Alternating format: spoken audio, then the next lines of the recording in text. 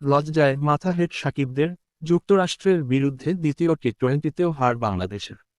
যুক্তরাষ্ট্রের বিরুদ্ধে হার বাংলাদেশের। এই বাংলাদেশ টি-20 বিশ্বকাপের টি20 ওয়ার্ল্ড কাপ 2024 আসরে খেলতে নামবে। প্রশ্ন উঠতে শুরু হয়ে গিয়েছে ইতিমধ্যেই।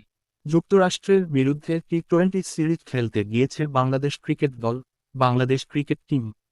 আর সেখানে প্রথম ম্যাচের পর দ্বিতীয় ম্যাচেও হেরে গেল নাজমুল হোসেন শান্তর দল। ব্যাট হাতে জঘন্য পারফরম্যান্স।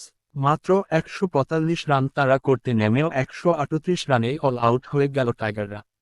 এই হারের সঙ্গে সঙ্গে 3 ম্যাচের টি-20 সিরিজ 2-0 ব্যবধানে হেরে গেল বাংলাদেশ। শেষ ম্যাচটি নিয়মরক্ষার হতে চলেছে।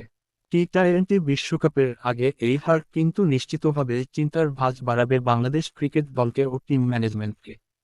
এদিন টস জিতে প্রথমে ফিল্ডিংয়ের সিদ্ধান্ত নিয়েছিলেন বাংলাদেশ অধিনায়ক নাজমুল হোসেন শান্ত।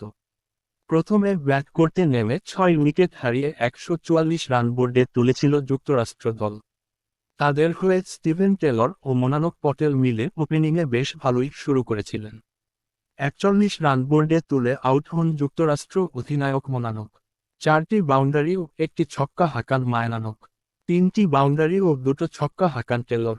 অ্যারন জন্স 35 রান করেন। কোরি অ্যান্ডারসন 11 রানের বেশি এদিন করতে পারেননি।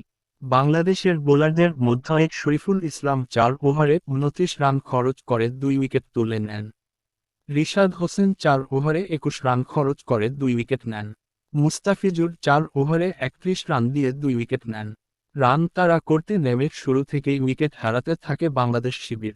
বাঁহাতি সৌম্য সরকার খাতা খোলার আগেই প্যাভিলিয়নে ফিরে যান। তানজিদ হাসান 19 রান করেন। 2টো বাউন্ডারি ও একটি ছক্কার সাহায্যে 34 বলে 36 রানের ইনিংস খেলেন তিনি।